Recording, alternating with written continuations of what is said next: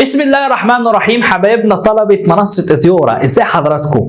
طبعا هنكمل خدنا في الفيديو اللي فات الفصل الاول وبنتكلم على بعض الاسئله اللي في الامتحانات الاختياريه او الامتحانات اللي هم 50 امتحان في الشهر ده. زي ما احنا قلنا منصة اديورا بتدينا اكتر من 200 امتحان. الشهر ده وصل معاك 50، الشهر الجاي 50 لحد ما نخلص الامتحانات بتاعتنا. فطبعا في اسئله وقفت في في طلبه بتسال. هنبدا الاول نشوف الاسئله الاول ونشوف ازاي نعرف نحلها الاول. بس اهم حاجه يعني ركز معايا لان الاسئله كلها طبقا للنظام الجديد. تعال بقى نشوف السؤال رقم 5. طبعا في ناس اشتكت منه. يا مستر دلوقتي هو بيقول لك ايه في السؤال في شكل مقابل تكون العلاقه بين شده التيارات I1 I2 I3.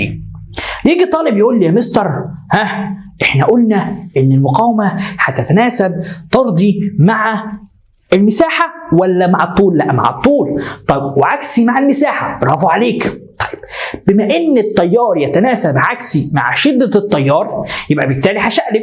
طيب تعالى بقى نعملها ازاي؟ قال لي تعالى يا مستر كده ركز معايا، ده تخين والكرش انما ده رفيع، انما ده رفيع خالص. يبقى اذا شده التيار بتاعت دي اكبر من دي اكبر من دي. اقول له غلط. ليه بقى غلط؟ لان دول متوصلين على يا اساتذه؟ على التوالي.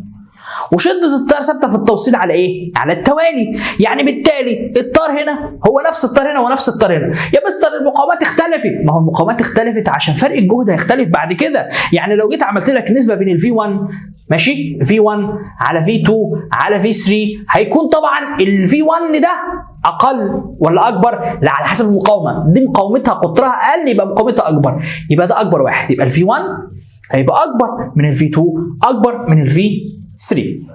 تمام. ولكن شده التيار هتبقى ثابته لان هم متوصلين على على التوالي. تمام كده مفيش اي مشكله. نخش بقى على السؤال اللي ناس كتير جدا حصلت مشكله فيها. السؤال ده موجود في كل الكتب الخارجيه، مفيش كتاب خارجي الا حاطط لك السؤال ده. طيب السؤال ده بيقول لك طبعا احنا غيرنا شويه في الشكل. السؤال سحب سلك معدني بانتظام فكانت نسبه التغير في مقاومته 44%، فان طوله يزداد بنسبه كام؟ طيب طالب يقول لي مستر المقاومه بتتناسب طردي مع شده التيار مع الطول، صح؟ طيب مع الطول يعني المقاومه زادت بمقدار 44% يبقى الطول زاد بنسبه 44%. برافو عليك، صح. طب لو جاي يا مستر بيقول لي التغيرات نعمل فيها ايه؟ دربتكم لو تفتكروا في حصص الشرح في المجموعه بتاعه ثالثه ثانوي ومجموعات ثالثه ثانوي ان انا بقول لك نسبه التغير ده تخلي بالك من 3 حاجات، 3 كلمات مهمين جدا. النسبه، وهو زاد بمقدار ولا زاد للكذا، وثالث حاجه ودي مهمه جدا، لو عايز عايز نسبه الزياده زي ما جه في امتحان 2019 ازهر ولا عايز بالظبط؟ طب تعالى بقى نشرحها ازاي. هديك سؤال الاول عشان تعرف حوار سحب سلك ده، تمام؟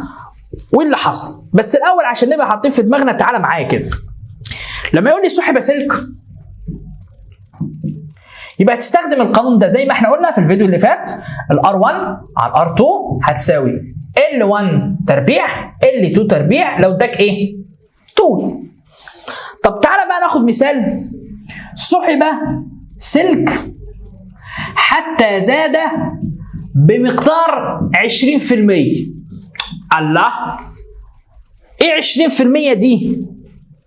يعني معنى ذلك ان الطول كان 1 يبقى الطول هيبقى 1.2. طب جبتها ازاي؟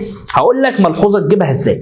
الاول خد الرقم اقسمه على مين؟ على 100 عشان تتخلص من في المية دي. يبقى هو 20%. يبقى ناخد الرقم ده نعمل نقسمه على 100. نقسمه على كام؟ على 100. يعني ال20 على 100 فيها 2/10. ال1 تبقى اللي هي 1 وال2 تبقى 1.2 فهمت بقى جت ازاي؟ يبقى تاني ال1 تبقى وال2 تبقى 1.2 طيب فهمناها. يبقى الR1 على الR2 هتساوي L1 اللي هو 1.2 بس ما تنساش التربيع عشان قلنا كلمة سحب. معنى كلمة سحب يعني الزيادة في الطول نقص في المساحة. برافو، تمام. فال هيروح مع ال بقت 1 على 1.2 تربيع. تمام؟ هتاخد ده وتاخد ده تربعه، فلنفترض مثلا يعني ان 1.4 مثلا، يعني احنا بنديك مثال. تعمل ايه عشان نجيب نسبة التغير؟ احنا بندي مثال عشان محدش يقول لي الرقم ده غلط، احنا بندي مثال. فنقول ان الار 1 ب1 والار 2 بكام؟ ب1.4، يعني معنى ذلك ان الزيادة في المقاومة بنسبة 4/10. تمام؟ فهمت بقى الفكرة؟ ايه فهمنا الفكرة؟ تعال بقى نشوف السؤال بيقول لك ايه عشان نبدأ نحله مع بعض. دلوقتي سحب سلك بانتظام فكانت نسبة التغير في المساحة 44%. يعني معنى ذلك طوله يزداد بمقدار كام؟ يبقى أول حاجة هقول إن الار 1 على الار 2 اللي هي كام؟ يبقى 1.44%. فهمت بقى الفكرة؟ هنقول كده L1 تربيع على L2 تربيع. فطبعا الار هيروح مع الار، فال عشان تاخدها دي طبعا 1، يبقى تقول L1 على L2 عشان تجيبهم تقول ايه؟ جذر الواحد على جذر الواحد 4/4. تمام؟ هيطلع معاك الناتج. شوف نسبة التغير هتكون كام؟ يبقى نسبة الزيادة في الطول بتاعه هتطرح الرقم اللي هيطلع معاك ده، فلنفترض ده هيطلع 1 وده هتطلع الرقم اللي هيطلع معاك تقريبا، وتطرح ده ناقص ده. تمام؟ هتحسبها معاك بالآلة، هتقول نسبة التغير. أنا مش عارف لأن معيش آلة طبعا هعملها، تقريبا هتكون قريبة من ال 22. اعملها بالآلة بس أنا بديك فكرتها عشان تعرف إيه تحلها. طيب نخش على سؤال تاني ناس كتير جدا برضو سألتني فيه. بنشوف الأسئلة اللي ناس سألتني فيها، مش بحل كل الأسئلة، خلي بالك وركز معايا. طبعا السؤال ده مفيش أي مشكلة فيه، طبعا دي أسئلة كانت سهلة مفيش أي مشكلة فيها. خش على السؤال ده. ناس كتير جدا اتلخبطت في السؤال رقم 13 ده. سؤال رقم 13 كان بيقول لك ايه؟ موصل مخروطي مصمت كما بالشكل. موصل مخروطي مصمت كما بالشكل، فالنسبه بين الاي 1 والاي 2 والاي اي والاي بي. طبعا ناس كتير جدا قالت نسبه 4/1، وانا شفت الاجابات بصراحه كنت بس ايه متضايق من ازاي دي 4/1. قال لك يا مستر ما هو نسبه الدي والدي هنا 4/1 يبقى التيار ايه مش عارف ايه. لا يا جماعه دول متوصلين على ايه؟ على التوالي، يعني شدة التيار بتاعتهم ايه؟ ثابتة. ليه؟ لأن متوصلين على التوالي، فالإجابة هتطلع 4/4 يعني 1/1. طبعا ده سؤال ناس كتير جدا شفت ايه بتغلط فيه. طب تعالى بقى في السؤال ده، طبعا كان في مشكلة هنا عشان الناس تبقى معايا، إنه في السؤال رقم 15 كان أنت بس هتعدل بس ده هتخليها جذر رؤي. طبعا السؤال ده موجود في كتاب الامتحان وموجود في كتب خارجيه كتير جدا، ده بس هيبقى فيه تعديل، بس تحط جذر بس مش اكتر. خش على الاسئله اللي بعد كده. طبعا هنكمل مع بعض الاسئله الناس اللي وقفت معاها. طبعا السؤال ده تمام كان في مشكله فينه اهو. طيب السؤال ده هقول لك فكرته برضو ومعايا بقى فيه. بيقول لك مكعب من النحاس طول ضلعه 10 سنتيمتر وعيد تشكيله على هيئه سلك مساحه مقطعه 20 سنتيمتر، فاذا علمت ان المقاومه النوعيه للنحاس كذا فان مقاومه السلك ايه؟ بص بقى يا جماعه، دلوقتي لما يجي لك في المساله ويديك مكعب ويتعاد تشكيله يبقى لازم تجيب حاجه واحده بس ثابته ما اتغيرتش، اللي هو حجم. الحجم اعاد تشكيله في اي مساله فيها اعاد تشكيل او ثانيه سلك الحجم بيبقى ثابت ما بيتغيرش، فلازم اجيب الحجم الاول، وبعد ما اجيب الحجم هعوض في القانون هيطلع معايا الاجابات اللي هتطلع بالاله بنفس الايه الاسئله. هقول لك الفكره الاول وانت بتحل عيد تاني الحل ده عشان تاخد خبره. الاول دلوقتي مكعب من النحاس طول ضلعه كام؟ يعني ده ال، يعني تعرف تجيب الفوليوم. الفوليوم هيساوي مين؟ ال في ال في ال. طب يبقى 1/10 في 1/10 في 1/10. ليه بقى؟ عشان انا حولت، فيطلع معاك 1 في 10 أس -3 ومعاك سيادتك المساحه. برافو. إذا علمت إن المقاومة النوعية مديك الرؤية هنقول القانون بتاعنا. هقول لك الفكرة وأنت ابدأ آلة كده وورينا هتحلها إزاي. قال لك رؤية لما يقول لك حجم لو تفتكروا في الشرح L1 تربيع على مين؟ على فوليوم، صح؟ طب يا مستر هو مش مديك أصلا طول، صح؟ طب ممكن نعمل ايه؟ قال لك ثانية واحدة، انت ممكن تجيب الطول من الحجم والمساحة. طب ازاي يا مستر؟ سهلة، الحجم على المساحة. طب تمام، حلو، الحجم كام؟ 1 في 10 أس -3 والمساحة 2 في 10 أس -4، تقسمهم هيطلع معاك ايه؟ تقريبا هيطلع معاك 5 وتعوض. طب يا مستر انا عايز اشتغل بالطريقه دي، عايز اشتغل يعني انت ممكن تجيب الطول بالظبط كده، هتجيب ال هتساوي فوليوم على المساحه، هتقول 1 في 10 أس -3 على 2 في 10 أس -4 هيطلع ب5 وتعوض هنا. حلو. في طريقه تانية، ايه هي؟ ان انا عندي حجم ومساحه سهله، هقول ان الار هتساوي رو ايه، بدل ال هحط مين؟ فوليوم على ايه، يعني فوليوم على ايه تربيع. صح، هتطلع معاك نفس الناتج. فكر بالطريقه اللي تعجبك. فهمنا الفكره؟ اهم حاجه انا بس تاخد الفكره اللي انت غلطت فيها مش اكتر. الاسئله بعد كده هتلاقيها سهله. هنخش بقى على الاسئله اللي بعد كده. في سؤال كتير جدا اتسألت فيه برضو، سؤال كان مش حلو، يعني سؤال محتاج بس ايه يعني انك تركز في السؤال قوي كمان. نشوف الاول السؤال بتاع اسلاك من نفس الماده بين حجومها 9 5 2 والنسبه بين مساحه مقطعها 1 2 3 تكون النسبه كام؟ هتعمل ايه يا جماعه؟ صلى على النبي عليه الصلاه والسلام. اول حاجه انت عندك حجم ومساحه، هتجيب الطول. فتعالى بقى نعملها واحده واحده. انا دلوقتي هجيب ال L1 ال L2 ال L3. تمام. ال L1 هيبقى كام؟ حجم على مساحة، 9 على 3 فيها كام؟ فيها 3. حجم على مساحة 5 على 2 فيها 2.5. حجم 2 على 1 فيها كام؟ الاتنين. طب نعمل ايه بعد كده؟ ده نسبة الأطوال. تمام؟ الأول خد الأول والتاني خد التاني والتالت خد ايه؟ التالي. صح؟ يبقى هنقول ايه؟ هنقول كالآتي: نسبة حجم ونسبة مساحة. يبقى نسبة الايه؟ المقاومات هتبقى بالشكل. طب هو ولا واحد فيهم شبه ده.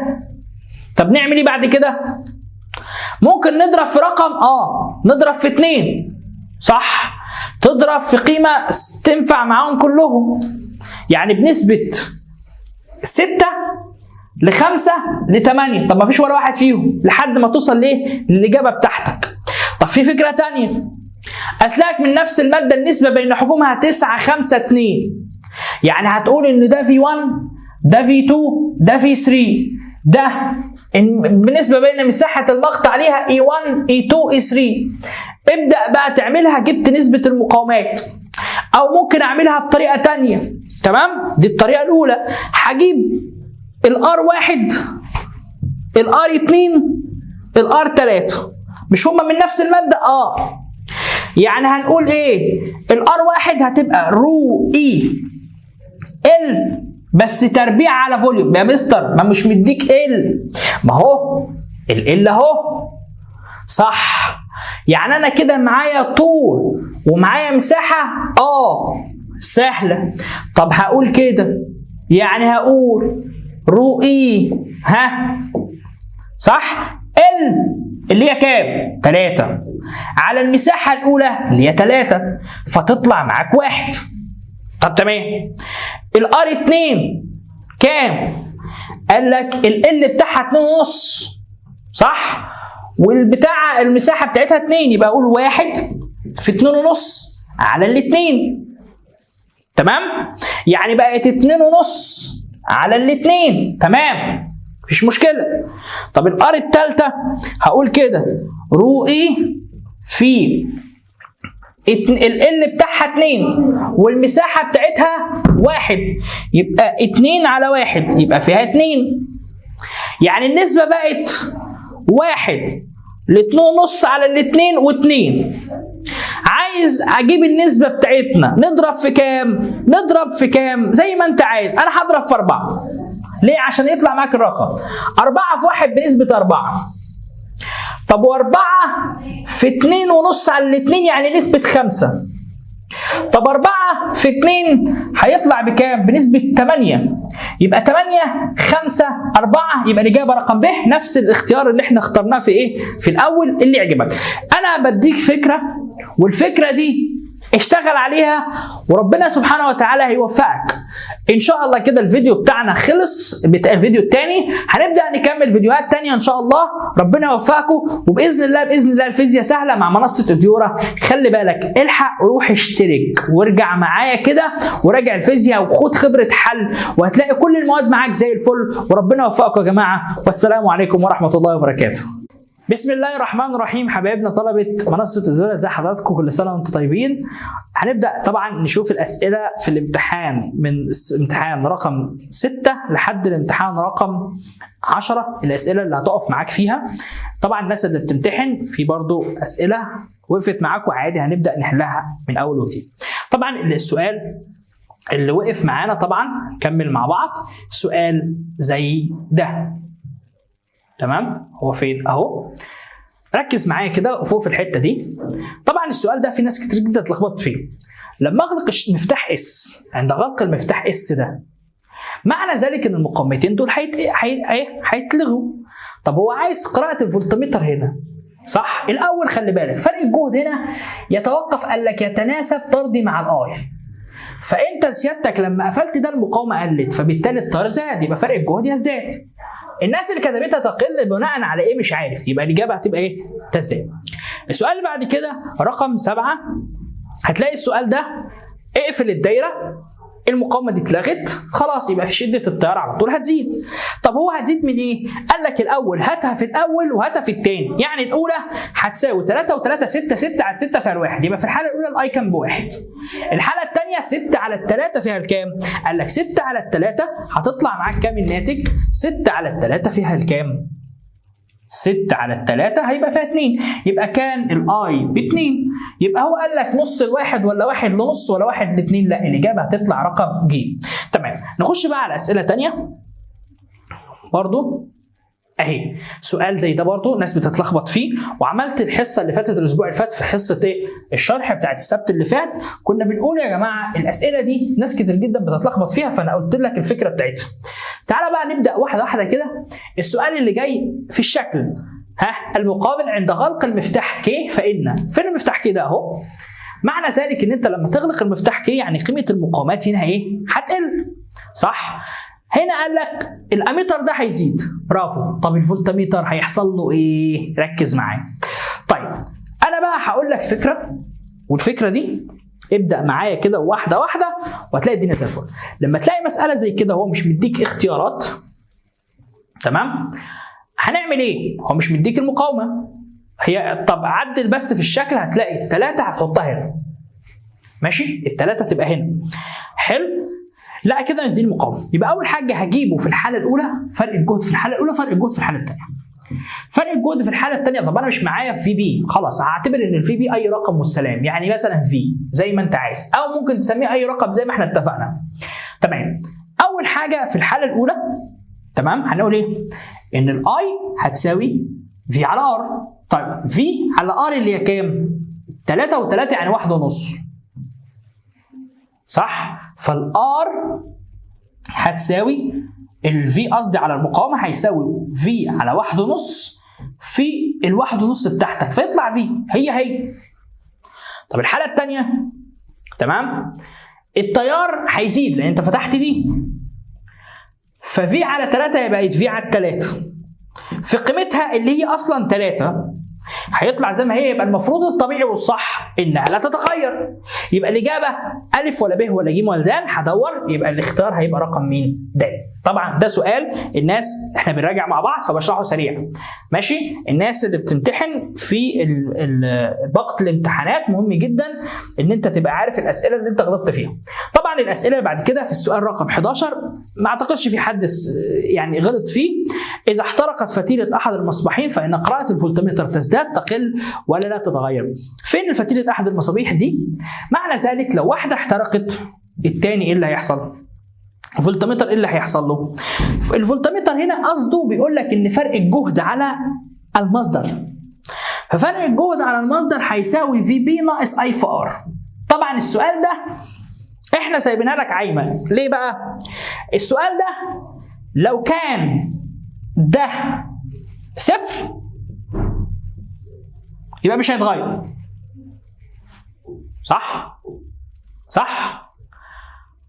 ليه؟ لان خلاص ده خلاص بصفر. تمام. طب احنا هنعتبرها ان هي ليها قيمه واحد مثلا او اي رقم، يبقى معنى ذلك ان كده الفي هيتناسب عكس مع مين؟ مع شده التيار. يبقى تاني حطها في دماغك، فرق الجهد على مصدر عندما تكون الار بصفر لا يتغير في اي حاله. خلاص، ما هو اصلا كده كده الار بصفر يبقى هو بيساوي في بي. تمام؟ طب لما ما يكونش الار بصفر يبقى هيتوقف على الاي، والتناسب هيبقى التناسب بتاعه ايه؟ تناسب عكسي. فبالتالي لازم تخلي بالنا قوي من الحته دي. يبقى نقول على طول واحنا مغمضين ان ده احترقت فتيله احد المصابيح، يعني المقاومه كبرت، يبقى ده هيزيد، يبقى المفروض الاجابه الصح تزداد. تمام؟ ما اعتقدش ان في حد غلط فيه كتير، يعني او 2 أو 3 بس اللي غلطوا فيه في السؤال ده.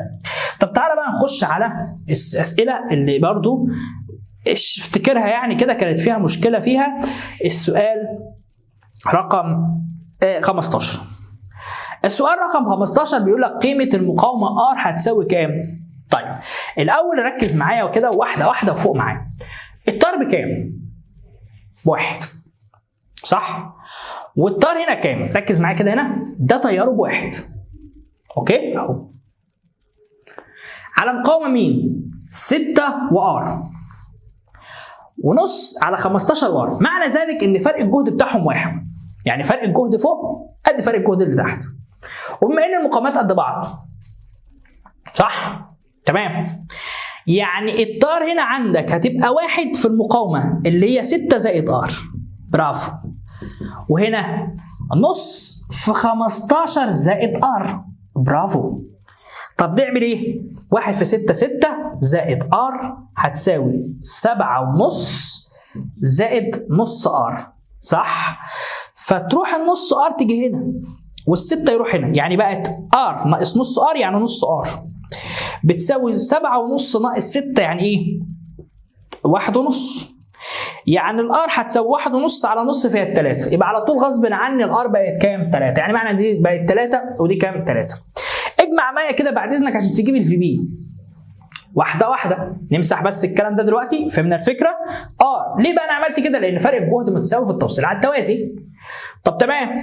طب دلوقتي عايز اجيب الفي بي. قال لك الفي بي هقول كده، اعوض في اي معادله فيهم. هقول كده اي في ار زائد ار. برافو. بس هنا الاي مين؟ الاي الكبير اللي هو كام؟ 1.5. طب والار مجموع المقاومات كلها. طب دي 6 و3 9 و15 و3 18. 18 مع الست 9 توازي يبقى 6 زائد 2، يعني 1.5 في 6 زائد 2 يبقى يطلع معاك ايه؟ 12 فولت. وده بالنسبه للجزء ده سهل جدا مفيش اي مشكله فيه. انا عايزكم بس كده يعني واحده واحده والدنيا هتبقى زي الفل. تمام؟ ده بقى بالنسبه للجزء الاول بتاع حلقتنا النهارده، وان شاء الله ربنا يوفقكم ويكتب لكم الخير الى ان القاكم في حلقات اخرى. ربنا يكرمكم وكل سنه وانتم طيبين، وان شاء الله ما حدش ينسانا في دعوات رمضان، وربنا يوفقكم. والسلام عليكم ورحمه الله وبركاته. بسم الله الرحمن الرحيم. حبايبي طلبه الثانويه العامه، هنبدا النهارده نتكلم على البوابات المنطقيه وايه فكره البوابات المنطقيه. بص بقى عشان الناس تبقى معايا، البوابات المنطقيه دي هي عباره عن بوابات تتعامل مع الكميات بشفره. طيب ازاي؟ قال لك الشفره دي 0 1 يبقى اسمها تقنيتها الجبر الثنائي. يبقى البوابات دي التقنيه بتاعتها الجبر الثنائي. معنى ذلك ان 0 يعني المفتاح مفتوح او المدخل بتاعها 0 1. تمام. لو كان 0 المخرج بتاعها 0 يبقى كده المفتاح مفتوح، يبقى بالتالي المصباح مش هينور. لو في مصباح مش هينور. طيب لو كان 1 يبقى كده المصباح هينور، يبقى في تيار هيعدي. طيب البوابات المنطقيه دي اللي عندي، انا عندي 3 بوابات بس في المنهج بتاعي، مش هندرس غير 3 بس اللي هم بوابه النوت والاند والاور. الاول ناخد بالنا من كل بوابه لوحدها. الاول بوابه مثلا زي بوابه النوت. ايه بوابه النوت دي؟ قال لك البوابه دي بيبقى شكلها كده اهو، اسمها نوت. من كلمتها عرفت بقى هي بتعمل ايه. قال لك نوت يعني تعكس، يبقى المدخل بتاعها عاكس، يبقى ده المدخل وادي الاوت المخرج بتاعها. طيب تعالى بقى نشوف جدول الرسمه بتاعت الدايره بتاعتها. هتبقى بالشكل ده، عباره عن مفتاح ومصباح كده اهو. ركز معايا كده، لو انا قفلت المفتاح، معنى كلمه بقفل المفتاح يعني 1، معنى كلمه بفتح المفتاح يعني 0. فانا لو قفلت المفتاح ده التيار هيمشي ازاي؟ قال لك التيار هيعدي كده اهو، يعني مش هيعدي هنا. يعني الموجب هيروح كده اهو. ايوه يا مستر، يبقى انا كده لو كان 1 ايوه يبقى المصباح مش هينور 0. طب لو كان فتحت، افتح، قال لك التيار هيعدي كده اهو فالمصباح هينور. يبقى لو 0 يبقى 1. يبقى بوابه النط هنعمل ايه؟ قال لك اعكس يا معلم. اعكس ايه يا معلم؟ تمام، برافو. طب يلا بقى البوابه الثانيه اسمها بوابه ايه؟ الاند. بوابه الاند بتبقى بالشكل ده، عامله زي حرف الدي بالظبط اهو. اند. تمام. دي بيبقى ليها مدخلين ومخرج واحد، يعني ليها مفتاحين، مفتاح A و B. يبقى ليها مفتاحين، ليها مدخلين. تمام؟ امين. طيب يبقى الدايره بتاعتها بتبقى شكلها ازاي؟ شكلها كده اهو. وادي المصباح بتاعي. تمام؟ مفيش اي مشكله. ده A، ده B. اوكي، برافو. هنعمل ايه دلوقتي؟ قال لك ركز معايا. جدول التحقيق بتاعها اهو. A B out. تمام. A و B أنا عندي ليها 4 احتمالات: 0 0 0 1 1 0 1 1. طيب 0 0 إيه معناها؟ معناها إن ده مفتوح وده مفتوح، يعني بالتالي ده مش هينور، صح؟ تمام. يبقى 0 0 تبقى إيه؟ 0. 0 1 يعني معناها ده مفتوح وده مغلق. طب ما برضو الدايره مفتوحه، يبقى معاك ايه؟ 0 برضو. طيب 1 0 يعني ده مغلق وده مفتوح، يعني ده مغلق وده مفتوح، برضو المفتاح مش هينور، صح؟ يبقى 0. طب 1 1 1 1 يعني معناها الاثنين مقفولين. 1 1 يديك الناتج ايه؟ 1. يبقى فهمنا بقى الفكره؟ يبقى بوابه الاند اسمها بوابه التوافق، لازم اللي يكونوا الاثنين متفقين ان هم مقفولين، عشان كده اسمها عمليه الضرب. يعني كانك بالظبط بتقول ايه؟ اضرب يا معلم. اضرب ايه يا معلم. تمام. نخش بقى على البوابه الاخيره بتاعتنا، اسمها بوابه مين؟ النط. بوابه ايه؟ انا اسف، الاور. يعني اور يعني او. اور يعني الاثنين هيبقى شكلهم كده اهو. ادي مفتاح A ومفتاح B، وادي المصباح اهو قدامك اهو، مفيش اي مشكله. A B. تمام. ادي البوابات بتاعتنا. ابدا معايا واحده واحده كده وركز معايا. A B out. تمام. ايه معنى قلنا؟ احنا قلنا 0 0 0 1 1 0 1 1. تمام؟ 0 0 يعني اتنين مفتوحين، هينور؟ ايوه انا سامعك. لا، يبقى 0. 0 1 0 1 يعني ايه؟ يعني واحد مفتوح والتاني ايه؟ واحد متصل والتاني ايه؟ مفتوح. يعني معناها التيار هيمشي كده، يبقى نقول ايه؟ 1. طيب 1 0 يعني واحد مفتوح والتاني ايه؟ مقفول، صح؟ يعني معناها ان هيمر برضه. 1 1 يبقى معناها ايه؟ 1 كانك بالظبط بتقول عمليه ايه؟ جمع. يعني لما تشوف اور اجمع يا معلم، بس خلي بالك ان الواحد زائد واحد يديك ايه؟ 1 ما بيختلفش فيه. طب ناخد سؤال مهم. السؤال ده ناس كتير جدا برضو، انا عايزك بس تفهم انا عملت ايه. هاخد بوابه اهي، ماشي، واجي من هنا ده A ده B، واروح مدخل هنا بوابه اسمها نوت، وبعد كده اروح مخرجهم على اور. دلوقتي هنعمل ايه في الاسئله دي؟ ده السؤال اللي هيجي لك في الامتحان. A B out. يلا ركز معايا. انا هقول لك 0 0 0 1 1 0 1 1 الاشهر.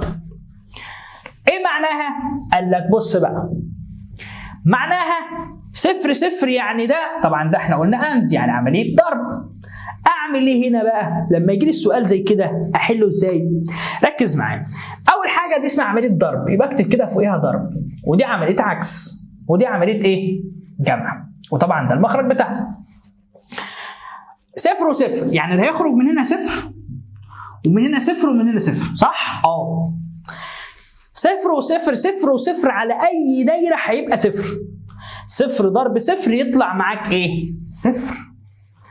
والصفر عكسه يطلع واحد، صح؟ واحد وصفر على الجمع يطلع ايه؟ واحد، يبقى المخرج هنا واحد، يعني معناها المصباح هينور. طب تمام. طب يلا صفر واحد، اروح ماسح الكلام ده او اغير اللون، هغير اللون عشان الناس ايه؟ تبقى عارفه انا عملت ايه. تمام؟ تمام. معنى ذلك ده صفر، اوكي؟ وده واحد. يعني معنى ذلك ده واحد. تمام؟ صفر وواحد، تعال نمسح بس الكلام ده عشان ايه؟ عشان ما تتوهوش معايا اهي. برافو، تمام. صفر وواحد على الضرب صفر، والواحد عكسه يبقى صفر. صفر وصفر على الجمع هيبقى ايه؟ هيبقى صفر. يبقى شفت بقى الفكره؟ هجيب قلم رصاص واستيكه والدنيا هتبقى زي الفل. طب يلا بقى، واحد صفر، يعني معنى ذلك ده واحد وده صفر، يبقى ده زيه صفر. طيب واحد وصفر هيطلع صفر لأنها عملية ضرب. طب والصفر يطلع هنا كام؟ يطلع هنا واحد. يطلع هنا كام؟ واحد لأنها عملية عكس. واحد وصفر يطلع هنا كام؟ واحد لأنها عملية ضرب، يبقى الناتج هيطلع إيه؟ واحد. آخر واحدة بقى هغير اللون، يلا أزرق، يلا. معنى ذلك واحد واحد واحد. الواحد والواحد على الضرب يطلع واحد، والواحد عكسه صفر، يبقى الناتج كله هيبقى ايه؟ هيبقى واحد. فيبقى جدول التحقيق بتاعها زي ما احنا قلنا بالشكل ده. طيب ده بالنسبه للبوابات المنطقيه، هي عمليه ضرب وجمع وبس. اهم حاجه تمسك قلم رصاص واستيكه وتعمل بالطريقه اللي احنا عملناها دي. ده بقى ملخص بسيط للدوائر المنطقيه and not or. وان شاء الله ربنا يوفقكم، وفي حلقات اخرى ان شاء الله الى ان القاكم في حلقات اخرى باذن الله. ربنا يوفقكم وان شاء الله كله خير وربنا يكرمكم. والسلام عليكم ورحمه الله وبركاته. السلام عليكم. بسم الله الرحمن الرحيم. حبايبنا طلبة الثانوية العامة، هدية من منصة اديورا ليكم. الأسئلة الصعبة اللي ناس كتيرة جدا اشتكت منها، هنبدأ الأول نبدأ نشوف الامتحان وشكله وازاي تعرف تحله، عشان الناس اللي امتحنت إلكتروني على المنصة تعرف ايه الغلط بتاعها فين. أولا هبدأ طبعا الأسئلة الصعبة بس اللي هحلها، مش هحل كل الأسئلة، لأن الأسئلة طبعا انتوا عارفين في أسئلة متفاوتة متوسطة ايه الصعوبة، وفي حاجة صعبة وفي حاجة سهلة. فالسهل ايه؟ السهل ده مش هحله. نبدأ بقى الأول بسم الله الرحمن الرحيم. طبعا الأول الدرس الأول على الفصل الأول. طيب تعالى بقى نشوف السؤال ده. بيقول لك بوكلت واحد من بداية الفصل لحد الايه؟ التوالي والتوازي. إذا كانت مقاومة الشكل إكس ده، تمام، مقاومة الشكل ده إكس كام؟ تساوي 12، فإن مقاومة الشكل واي هيساوي كام؟ طيب الأول تعالى بقى ناخد الفرق بين إيه ده وده، ده وده.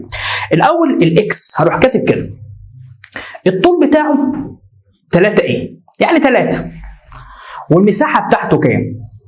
ايوه ايه و3، يعني ايه في 3 ايه يعني كام؟ يعني هيساوي كام؟ المساحه الوجه اللي هو بيمشي ايه و3 ايه. طيب اختار انهي مساحه يا مستر؟ نختار المساحه اللي هاخدها هنا نفس المساحه اللي هاخدها هنا. يعني مثال بسيط، انت عايز انهي مساحه؟ خلينا مساحه الوجه اللي بيمشي فيه اللي هو ايه في ايه، يعني ايه تربيع. يعني ده ال هيبقى 3 ايه والايه هتبقى ايه تربيع. طب الثاني بقى ده قال لك الطول هيبقى 3 ايه. طب المساحه الوجه ده اللي هو داخل عليه التيار، داخل فيه التيار، يعني هنقول المساحه هتساوي كام؟ 2 ايه في 2 ايه. تمام؟ تمام. ايه اللي هيحصل؟ قال لك مساحه الشكل اكس كانت 12. طيب الار هتبقى كام؟ مش رو اي في ال على ايه؟ تمام. الار اصلا ب 12. حلو؟ تمام. مفيش اي مشكله. طب الرو اي اللي هي ما اعرفش، لان قال لك نفس الماده هعتبرها كانها بواحد عادي، في 3 ايه على ايه تربيع، فالتربيع يطلع مع ده يعني 12A هتساوي 12A بتساوي 3، يعني ال A الواحدة بكام؟ 12 على ال3 أو 3 على ال 12 فيها ربع. فإيه المشكلة في ده؟ تمام. يعني كده ال 12A ب3، يعني ال A لوحدها بكام؟ 12 على ال3 فيها ايه؟ 3 على 12 فيها ربع. يبقى انا كده عرفت قيمه الايه. طب تعالى بقى نشوف المساحه بتاعت دي، المقاومه بتاعت دي هتبقى كام؟ قال لك الار بتساوي رو ايه، احنا اعتبرناها بواحد مفيش اي مشكله. طيب تمام. الثانيه بقى قال لك الطول هيبقى 3 ايه. ماشي، يبقى نكتب 3 ايه على المساحه رو ايه في ال على ايه، يعني المساحه هتبقى كام؟ قال لك 2 ايه في 2 ايه يعني 4 ايه تربيع. تمام. الاي دي هتروح مع التربيع. تمام، يعني 3 على 4 في ربع اللي هي كام؟ الايه ما احنا عرفنا قيمتها بربع. 4 في ربع بواحد يعني هتبقى قيمتها 3 اوم. يبقى الاجابه الصح على طول وانا مغمض نمسح الكلام ده، الاجابه الصح هتبقى كام يا جماعه؟ هتبقى 3 اوم. تمام كده؟ مفيش اي مشكله. فهمنا بقى الفكره؟ طيب يبقى الاجابه بتاعتي هتبقى 3 اوم. السؤال ده في ناس كتير جدا كانت بتحلها 6، فانا بقول لك لازم تاخد بالك منها. طب يا مستر دلوقتي فلنفترض ان انا مش عايز اعمل اللي انت عملته ده خالص، سهل قوي. هتعتبر ان كل ايه بواحد، يعني خلاص الار اللي هي مش الار عندك هنا هتساوي رو اي في ال على ايه. هنعتبر قيمه الاي دي بواحد، يبقى ال 12 هتساوي رو اي اللي هي اصلا مجهوله واحد في 3، صح؟ تمام، في 3 على ايه في ايه يعني واحد، صح؟ تمام. نيجي بقى اللي هناك. تمام، هنعوض بقى. احنا قلنا دلوقتي ده 2A في 2A يعني 4A، يبقى المساحه ب 4A. تمام، وده الطول 3A، صح كده؟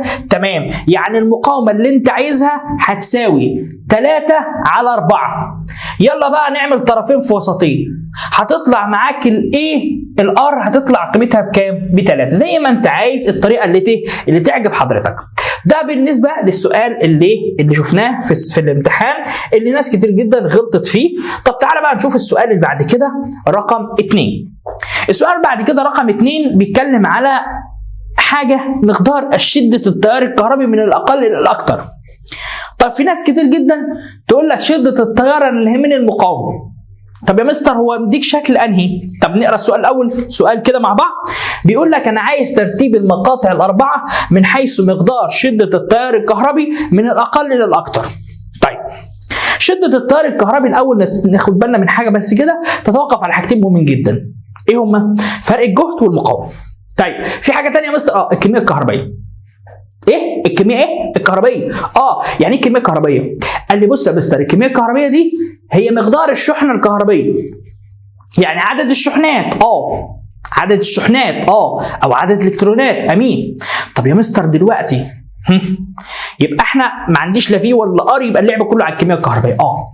طب تمام، ارجع كده معايا في اول درس عندك ان النحاس بيوصل التيار الكهربي اكتر علشان مقاومته النوعيه قليله. ليه؟ لانه يحتوي على الكترونات حره مفرده، صح؟ او يحتوي على شحنات اكتر.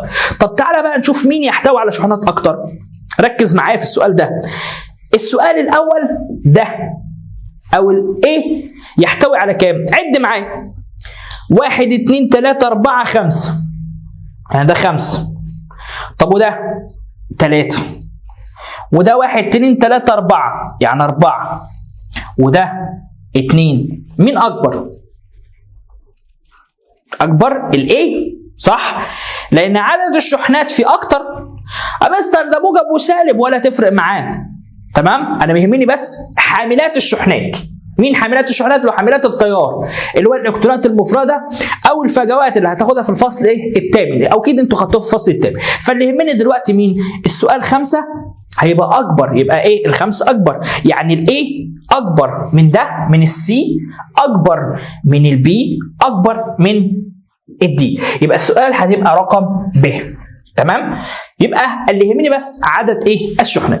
طيب نخش على الاسئله اللي ممكن تقف معاك. ده بالنسبه للسؤالين اللي ناس كتير جدا سالت فيهم. سؤالين حلوين بقوا سهلين دلوقتي، والدنيا بقت زي الفل، وان شاء الله هتبقى زي الفل باذن الله، محدش يقلق في اللي جاي. نخش بقى على السلك. طبعا ده سؤال مهم جدا، في ناس كتير جدا برضو برضه في ناس اشتكت منه، يعني بيقول لك ايه، سلك مقاومته ار وسلك اخر طوله ضعف طول الاول وقطره يساوي نصف قطر الاول، المقاومه النوعيه مادته ربع كذا. طب اعمل ايه في حاجه زي كده؟ طب ركز كده معايا، هقول لك على حاجه كده عشان الناس تبقى معايا. يا جماعه لما يقول لك نسب مقاومات على طول الار1 على الار2، اعمل حسابك ان الار1 على الار2 قانون لالا، L1 E2 L2 E1، ده هو الاساسي بتاعك. تاني لالا L1 E2 L2 E1، برافو. هنعمل ايه بعد كده؟ قال لك لو حط مقاومه نوعيه خلاص يبقى حط رو اي. ليه؟ لان المقاومه تتناسب طرديا مع المقاومه النوعيه، فالموضوع بقى سهل بالنسبه لي. طب لو اداك نصف قطر سهله، هشيل الاي واحط بدلها الار، يعني هقول ار1 على ار2 هتساوي ار 2 تربيع L1 رو اي زي ما هي. انا كل اللي عملته ايه بس شلت الاي حطيت بدلها ار تربيع، بس ار نفس الرقم. تمام، يعني رو اي زي ما هي 2 ال 2 ار 1 تربيع. تمام، فيها مشكله في ده؟ طيب لو جه قال لك سحب سلك، خلي بالك عشان الاسئله دي كتيره جدا في الكتب الخارجيه. لو قال لك سحب سلك او ثنيا سلك زي ايه مثلا؟ احنا قلناها كتير جدا واحنا بنشرح، قلنا لما يقول لك سحب سلك يعني مثال معاك اخوك الصغير تخينه بكرش، هتعمل ايه؟ هتمسكه من رجليه واخوك الثاني يمسكه من رقبته ويفضلوا يشدوا فيه يشدوا فيه. ايه اللي هيحصل؟ هتلاقي ان حضرتك ان المساحه مالها صغرت ولا كبرت؟ صغرت، يبقى الطول ايه؟ زاد. يبقى لما يقول لك سحب سلك يبقى زياده في الطول يقابلها نقص في المساحه. طيب لو ثنيا سلك العكس بقى، يبقى إيه؟ الزياده في المساحه نقص مين؟ في الطول، زي كانك بالظبط جبت السلك وتنيته على نفسه. طيب الحل بتاعها ايه؟ قلنا القانون بتاعها هو قانون واحد بس، ايه هو؟ الار1 على الار2 هتساوي فاكرين؟ L1 تربيع على L2 تربيع، ده لو اداك طول. طب لو اداني مساحه خلاص A2 تربيع على A1 تربيع. طب لو اداك نصف قطر R2 أس 4 على R1 أس 4. تمام، مفيش مشكله. تعالى بقى نخش على الفكره اللي بعد كده.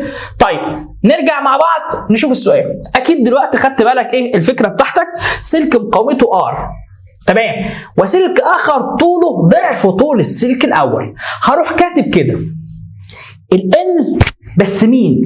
قال لك ده طوله ضعف طول السلك الاول، يعني معنى ذلك ان طول ده ضعف الاول، يبقى مين الاكبر؟ يبقى ال2، يبقى ال2 هيساوي 2 وال1 هيبقى ب1، سهله.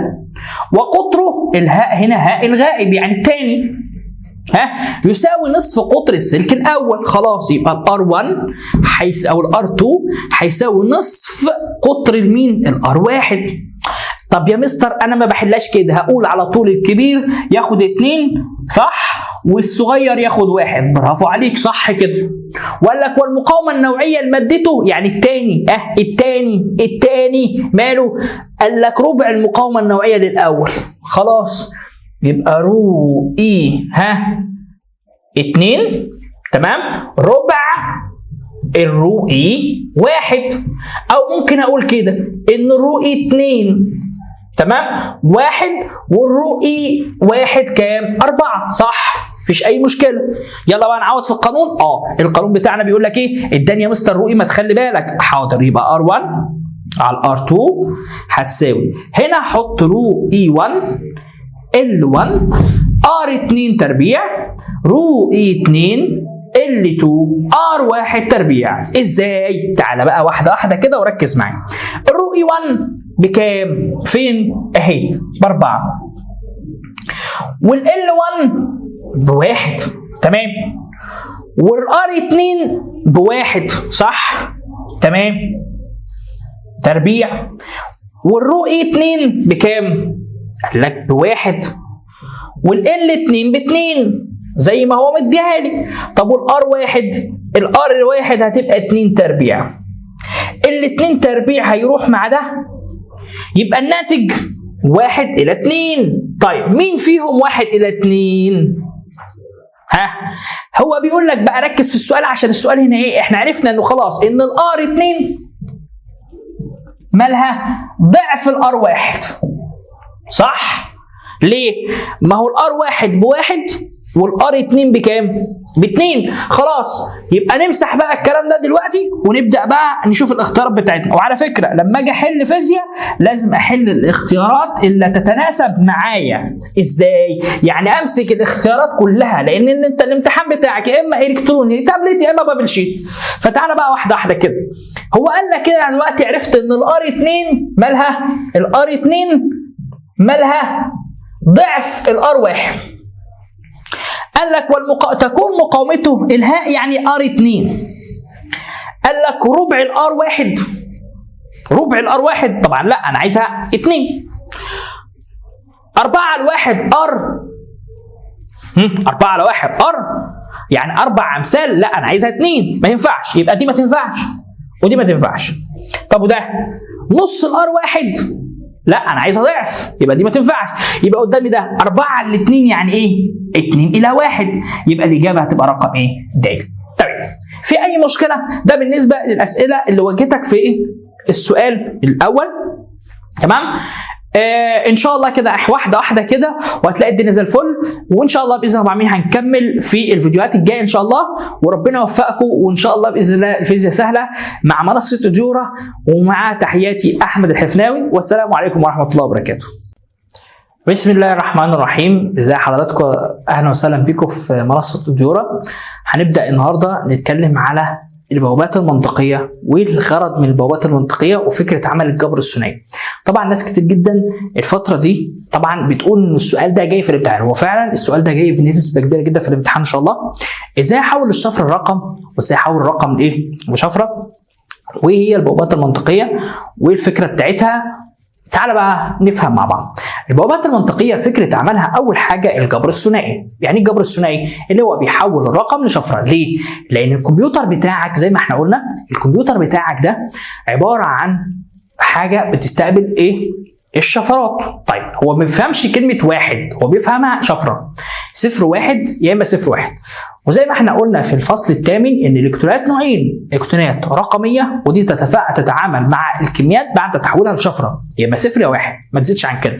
الالكترونات الثانيه اسمها الكترونات تناظريه ودي تتعامل مع الكميات كما هي، ما فيش اختلاف فيها، هي بتاخد الكميه كما هي بالظبط. طيب تعالى بقى ازاي نحول الشفره نحول الرقم. قول مثلا اي رقم، مثلا 24. ازاي احول ال 24 ده لشفره؟ قال لك كل اللي هعمله هقسم على الاثنين، تمام؟ هيطلع معاك رقم اللي هو كام؟ 12. في جنبه كسور؟ لا، يبقى احط هنا 0.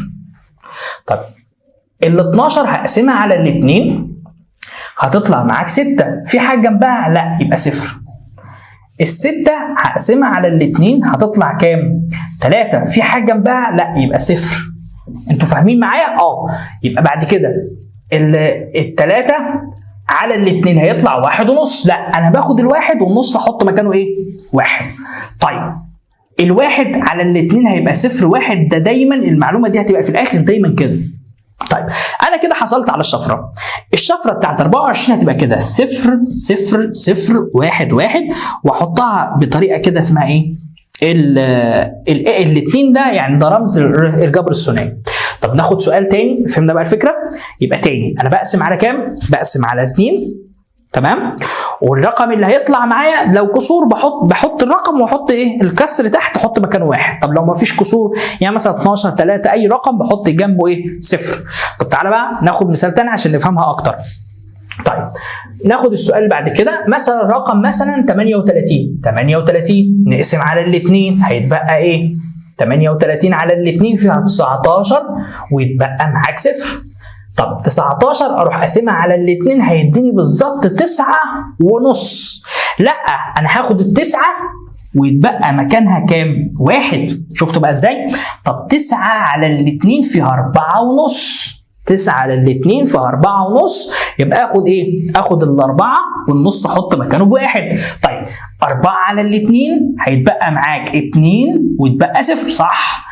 طب 2 على الاثنين فيها 1 0، برافو. طب اخر حاجه بقى ده 1 على الاثنين دايما 0 1، يبقى الشفره هتبقى معايا ايه؟ 0 1 1 0 0 1. يبقى دي هي ايه؟ الشفره بتاعتنا. طيب ده بقى فكره. ناخد سؤال تاني للتاكيد بس عشان محدش لان السؤال ده جاي في الامتحان. طب في طلبه تقول لك يا مستر ما انا ممكن اعملها على الاله. في الات تجيبها، بس انا عايزك تشغل دماغك. افرض في اليوم ده وانت رايح نسيت الاله، هو كده السؤال باذن الله هيجي لك في الامتحان، تمام؟ فانا عايزك بس تفهم احنا بنعمل ايه، وبعد كده هعلمك طريقه الاله ان شاء الله. ناخد سؤال تاني، يلا ناخد سؤال بقى رقم مش 17 مثلا، 17. يلا يا اساتذه معايا، ايوه معايا، ردد معايا. 17 على الاثنين هيبقى معاك 8.5. يبقى اخد ال8 صح، والنص احطه هنا كام؟ 1. طيب 8 على الاثنين 4 0، تمام. طب 4 على الاثنين فيها 2 0 صح. 2 على الاثنين فيها فيها 1 0، برافو. 1 على الاثنين دايما 0 1، يبقى الشفره 1 0 0 0 1. دي الفكره بتاعتنا، مفيش اي مشكله فيها، يبقى ده الشفره. طب دلوقتي يا مستر انا عرفت اجيب الشفره. افرض ادتني رقم شفره وعايز احولها لرقم، دي اسهل بكتير من من اللي فاتت. هقول لك طريقه هتعجبك جدا وسهله جدا بص بقى، انا عندي 0 1 0 1 1 مثلا، عايز احولها لشفره. ابدا من الشمال، عد معايا، ابدا من 0 1 2 3 4. اوكي امين. اي حاجه مضروبه في 0 تتشال، الصفر يروح والاثنين تروح، تمام. ايه معنى الارقام اللي تحت دي؟ معناها الاسس. يعني هقول كده 2 اس 1 زائد 2 اس 3 زائد 2 اس 4، تمام. عايز تكتبها بالانجليزي مفيش مشكله. 2 اس 1 زائد 2 اس 3 زائد 2 اس 4. احسب كده معايا. 2 اس 1 ب 2، و2 اس 3 ب 8، و2 اس 4 ب 16. 16 و8 هيبقى 24، واحد يبقى 25. يبقى دي معناها شفره 25. طيب واحده كمان يا مستر، هنقل الاثنين عشان نفهمها اكتر. 0 1 1 0 1 1. الله. طيب يلا الصفر نبدا 0 1 2 3 4 5، برافو. الصفر يتشال يا مستر، برافو. هتبقى 2 اس 1 زائد 2 اس 2 زائد 2 اس 4 زائد 2 اس 5، واروح مدخلهم على الاله بنفس الشكل ده هتجيب لي الناتج. طيب انا راجل في علم رياضه فانا فاهم الحاجات دي خلاص. يبقى 2 زائد 4 زائد 16 زائد 32. اجمع معايا 32 و4 36 و6 42 و2 يبقى 44. طيب فهمنا الفكره يا مستر، سهله ومفيش اي مشكله فيها. طب تعالى بقى ناخد حاجه ثانيه. ازاي هديك رقم حوله لشفره وبعد كده رجعه لي ثاني رقم. يلا بقى نجهز نفسنا. يلا اول حاجه ابدا مثلا قول لي مثلا 32. لا خليها رقم صعب شويه، خليها 55. يلا يا اساتذه 55 نروح قاسمها على الاثنين هتطلع كام؟ يلا 55 على الاثنين هتطلع معاك كام؟ احسب كده 27 ونص، صح كده؟ 27 ونص. هاخد ال27 والنص اخليها 1. طب 27 على الاثنين فيها كام؟ 27 على الاثنين هتطلع 13 ونص، يبقى اخد ال13 ويتبقى معايا 1. طب 13 على الاثنين، ايوه انا سامعك، قول معايا، هيطلع معاك كام؟ هيطلع معاك تقريبا 6 ونص، يبقى اخد 6 1. 6 1 اي زملكاوي هيزعل، بس يلا مش مشكله سامحوني. طب يبقى بقت 6 1. طيب لو كان 6 على الاثنين يبقى كام؟ هيطلع معاك 3 0. برضه زملكاويه هيزعلوا. طب نعمل ايه طيب؟ حلو. طب يلا 3 على الاثنين، شفتوا الزملكاويه كده دعوا علينا. يبقى ناخد 3 على الاثنين هتبقى كام؟ هتبقى 1 1، تمام. طيب 1 على الاتنين دايما هتبقى صفر ايه؟ 1. يبقى الشفرة 1 1 1 0 1 1. طب يلا بقى، يبقى الشفرة عندي 1 1 1 0 1 1 واحطها في ايه؟ في القوس بتاعي. طب عايز احول الرقم ده ايه؟ لشفرة. الشفرة دي الرقم هقول نبدأ هنا 0 1 2 3 4 5. اوكي، اي حاجة مضروبة بصفر تتشال. تمام، صح كده؟ ينفع اشيل ده؟ اوعى، خلي بالك اي حاجة مضروبة في صفر بتحت. برافو، عشان ما تتلخبطش.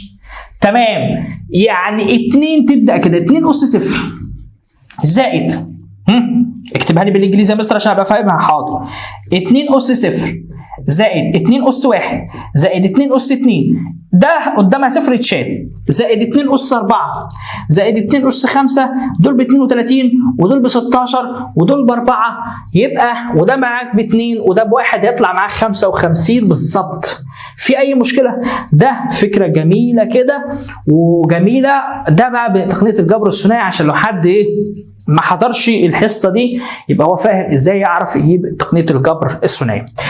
تقنية الجبر الثنائي ليها استخدامات كتير جدا في عملية البرمجة. طبعا المبرمجين دول حاجة، البرمجة وخاصة بتوع حاسبات ومعلومات بتلاقيهم دايما يقعد كده كتير قوي، تلاقيه موجود كده يبقى قاعد قدام اللابتوب بتاعه قاعد مركز.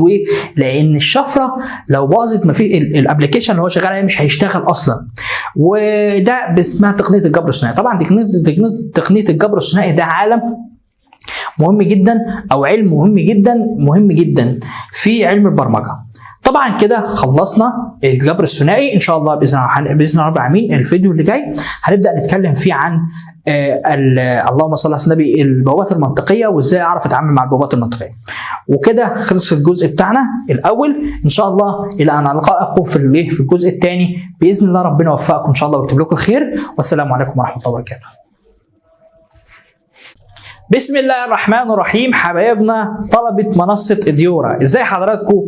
كل سنة وانتم طيبين وبخير ان شاء الله وبسلامة. تعالى بقى نخش للفيديو الثالث بتاعنا اللي هو الاسئلة المتبقية في الدرس الاول من الامتحان اللي انتم امتحنتوه. هتلاقي تقريبا الامتحان رقم 4 عندك. في اسئلة كتير جدا انا شفتها طلبة اشتكت منها في الامتحان ده، فتعالى بقى نشوف الاسئلة اللي وقفت معايا. طبعا السؤال ده رقم 26 في ناس كتير جدا غلطت فيه. هو مديك ايه العلاقة بين الباور؟ مديني علاقه بين الباور والاي تربيع.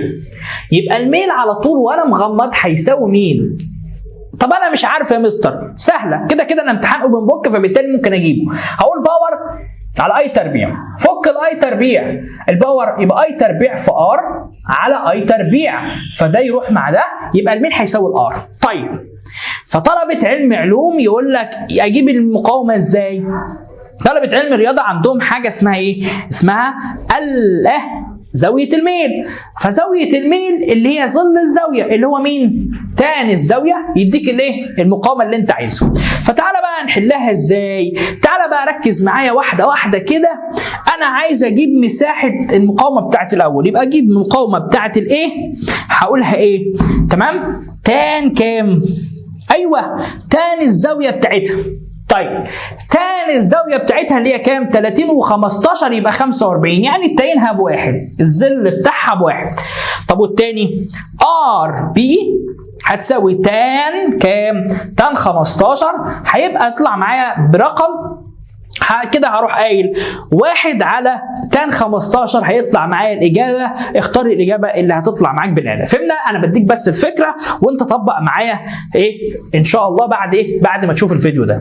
تعالى بقى نخش على الفيديو اللي بعد كده. طبعا الاشتراك زي ما احنا قلنا في باقه منصه اديورا مهم جدا. الناس تبدا معايا كده تصحصح وتركز معايا. طيب تعالى بقى نخش بقى على السؤال اللي ممكن يقف مع ناس كتير جدا، وكان في مشكله عند ناس كتيره جدا. السؤال طبعا كان انهي؟ السؤال ده نبدا واحده واحده كده نجيب السؤال.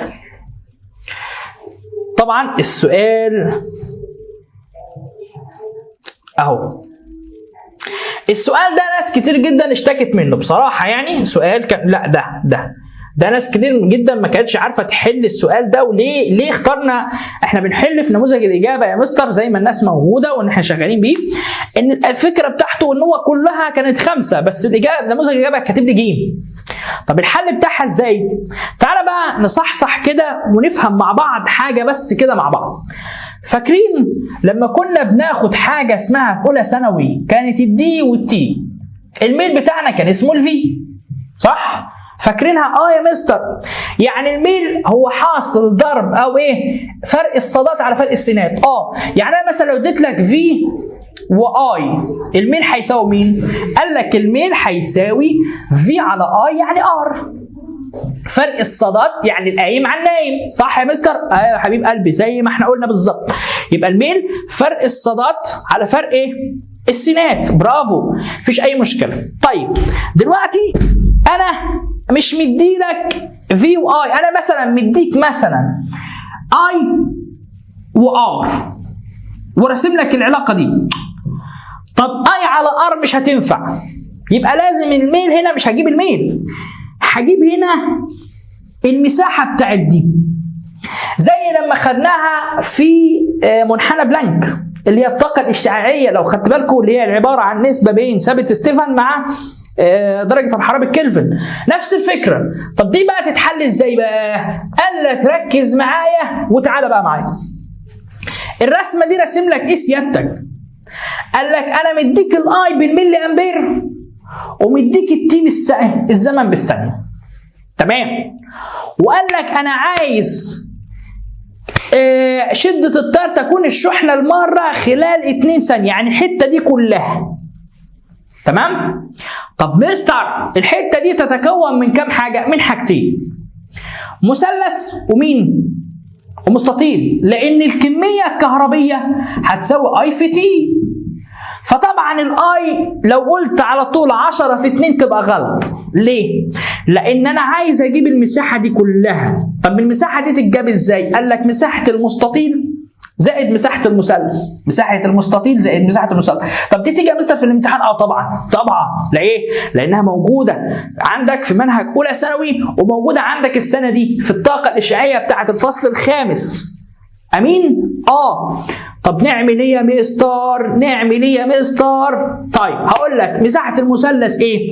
قال لك نص القاعده، يعني نص في 1 بنص في الارتفاع اللي هو كام؟ 10، يعني 5 زي الفل، زائد مساحة المستطيل ده الطول في العرض. طب الطول هنا هيقول لي 2 في 10، اوعى، بدأ من 1 وانتهى عند 2 يبقى 1 و1 في 10، صح كده؟ برافو. يبقى معاك 10 زائد 5 يبقى الناتج كله كام؟ 15. يبقى الإجابة هتبقى رقم كام؟ رقم ج. عرفتوا بقى اخترنا ليه ج من نموذج الإجابة كاتبها ج ليه؟ عشان هي صح ج. طب نفس الفكرة هنا بقى، أنا عايز أجيب نفس الفكرة، أنا عايزك تتدرب دلوقتي معايا، تاخد هنا نعمل إيه بقى هنا؟ قال لك هنا أنت عندك في ب10 ومديك اي، هو عايز مين؟ عايز الباور، لا هو عايز الطاقة خلال 5 ثواني، يبقى لازم اجيب الباور. فالباور هو حاصل ضرب مين؟ قال لك حاصل ضرب شدة التيار في فرق الجهد. يعني معنى ذلك عملية ضرب، ومعنى عملية ضرب يبقى لازم تجيب المساحة دي كلها. نعمل ايه يا اساتذة؟ قال لك صلى على النبي عليه الصلاة والسلام. المكون ده الشكل ده بيتكون من كام حاجة؟ قال لك من حاجتين، مستطيل ومثلث. طيب مساحة المثلث هتساوي ايه؟ نص القاعدة اللي هي كام؟ اللي هي 1 2 في الارتفاع اللي هو كام؟ 10. نص في 2 راح يبقى معاك 10، يبقى دول خلاص بقوا 10. تمام.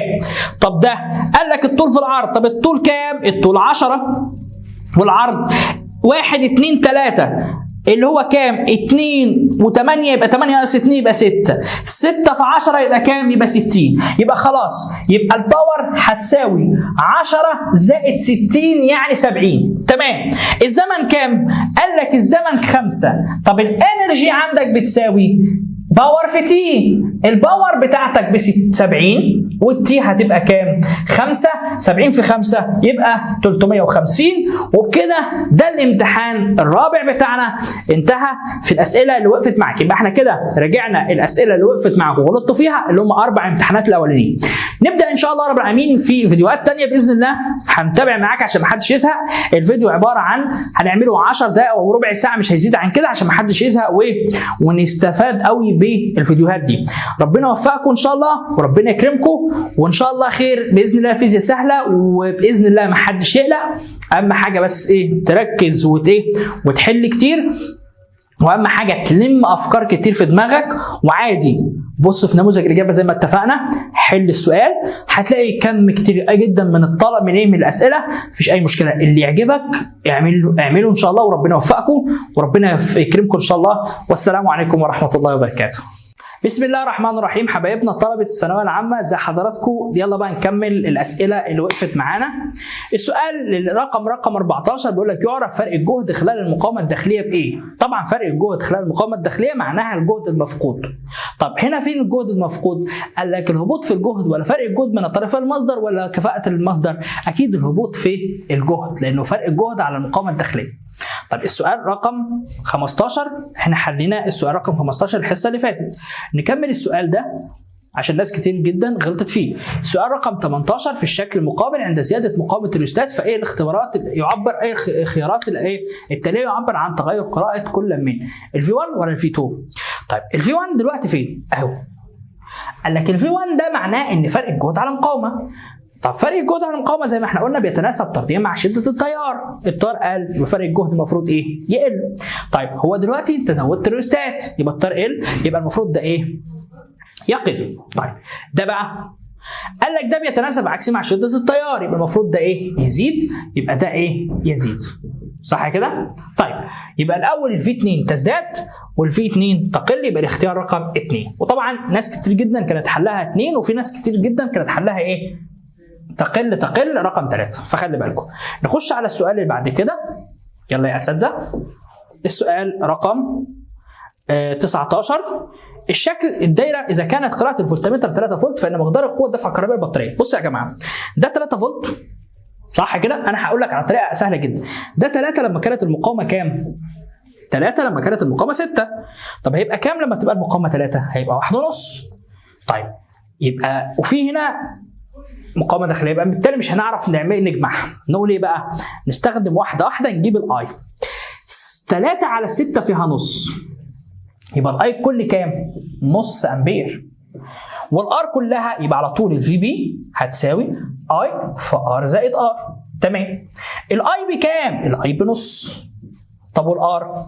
اجمع معايا 6 و3 9 صح؟ ومعاك 1 يبقى نص في 9 زائد 1 يطلع معاك الناتج 5 فولت. طيب نخش بقى على اسئله ثانيه. ممكن تقف معاك عادي لو غلطت مفيش مشكله، محدش هياكلك. السؤال ده معناه ايه؟ ركز كده معايا واحده وفوق معايا في اللي جاي عشان السؤال ده مهم جدا. بص بقى، انا عندي فرق الجهد وشده التيار والعلاقه بينهم علاقه عكسيه. معنى ذلك ان هنا الميل هيساوي سالب ار. الميل هيساوي سالب ار. طب نجيب الميل ازاي؟ طب ايه معنى الاثنين دي؟ الاثنين دي معناها الفي بي. طب الميل، يلا بقى الميل هاخد اي رقمين ناقص بعض. يعني مثلا هقول 2 ناقص 1.5 يبقى معاك كام؟ 2 ناقص 1.5. طب التيار يبقى كده هتبقى غريبه شويه، يبقى نجيبها ازاي بقى؟ هقول لك بقى مش جايه بالظبط. او 1 و2. 2 ناقص 1 على 0 ناقص 2. 2 ناقص 1 يعني 2 على 0 ناقص 2 يعني سالب 2. يعني 2 ناقص 1 بواحد، انا اسف 1 صح؟ هقول كده 1 على سالب 2 يعني سالب نص. الميل هنا بيساوي سالب ار زي ما احنا قلنا، يبقى سالب نص، يبقى المقاومه الداخليه تبقى نص. طب في ممكن احلها بطريقه ثانيه. ازاي؟ هقول لك ركز معايا. انا هاخد فرق الجهد لما كان في حته والتيار في حته. يعني انا دلوقتي معايا الفي بي بكام؟ ب2. اوكي، فرق الجهد كان ب1 لما كان التيار ب2 صح؟ حلو تمام. يعني فرق الجهد بس هنا الجهد انهي؟ على المقاومه الخارجيه، يعني الفي هتساوي في بي ناقص اي في ار. تمام. الفي كان بواحد وده باتنين ناقص اي الار بكام؟ باتنين في كام؟ في ار المجهول عندك.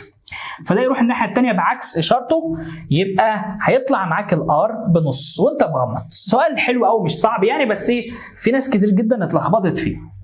طب تعالى بقى نخش على السؤال اللي بعد كده. طبعا السؤال بعد كده سهل، مش هحله. السؤال اللي هو ده في ناس برضو وقفت معاها فيه. السؤال ده بيقول لك ايه؟ بيقول لك في الشكل المقابل عند زيادة غلق المفتاح كي واحد في أي الاختيارات يعبر عن تغير قراءة كل من الفي 1 والفي 2 والاي. طيب أول حاجة الفي 1 ربنا يبارك لك، الفي 1 هتطلع كام؟ والفي 2 هتطلع كام؟ والاميتر هيبقى كام؟ الأول تعالى واحدة واحدة كده. احنا هنغلق المفتاح تمام؟ وهنحلها مع بعض. فين المفتاح اهو؟ تمام. لما اغلق المفتاح ده هيبقى 2. برافو. 2 و5 كام؟ 7. والمقاومة 1. يعني الار هتبقى 7 والمقاومة الداخلية 1. يبقى الاي هتساوي في بي 12 على 8. صح؟ حلو. يعني هتطلع معاك 1.5 امبير. طبعا ده في حالة لما نغلق. طب الفي 2 هتساوي ايه؟ 1.5 في 5 يعني هتبقى كام؟ هقول 1.5 في 5 ب7.5 تقريبا. حلو؟ او مش عارف كام، 1.5 في 5. انما ده هيساوي ايه؟ 12 ناقص 1.5 يبقى هيطلع معاك 10.5. طب قبل ما تغلق، يعني قبل ما تغلق ده كان مفتوح. فمعنى ذلك ان التيار 6 و5 11 1 12 يبقى التيار كان 1. والفرق الفي 2 هيبقى كام معاك؟ 5. والفي الثانيه هتطلع معاك كام؟ الفي 1 الفي 2 هتطلع معاك 5 والفي 1 هتطلع معاك 12 ناقص 1 في 1 يعني هتطلع 11. طيب في الاول كان التيار 1 بعد كده التيار بقى 1.5 يبقى المفروض الاي ده يزيد. تمام. طب الفي 1 بيتوقف عكس مع الاي صح؟ يعني يقل. طب الفي 2 قال لك برضه هيزيد صح كده؟ تمام. يعني معنى ذلك ايه اللي هيحصل؟ يبقى يزيد يقل يزيد. فين الإجابة الصح؟ تمام؟ قال لك عند زيادة غلق المفتاح، هي عند غلق المفتاح المفروض قراءة الأميتر تزيد. طب تعالى بقى نشوف الفي 2. الفي 2 كان في الحالة الأولى 10.5 وفي الحالة الثانية كان 11. المفروض يقل. يبقى هتعدل في الشكل ده. المفروض تاخد الاختيار ألف بس تكتب دي إيه؟ يقل. في أي مشكلة في السؤال ده؟ تمام. وبكده حلينا كل الأسئلة اللي ممكن وقفت معاك في أول 10 امتحانات. ان شاء الله رب العالمين في بقيه ال50 ان شاء الله هنعمل فيديوهات ليهم الاسئله اللي تقف معاك فيه، وان شاء الله ربنا يوفقكم. بس الاول هقول لك على حاجه، اشترك في باقه الامتحان بتاعه منصه الديورة. هتلاقي في كل المواد فيها امتحانات كتير، في الفيزياء في الكيمياء في كل حاجه. ان شاء الله ربنا يوفقك وباذن الله السنه دي سهله وربنا يكرمكم. والسلام عليكم ورحمه الله وبركاته.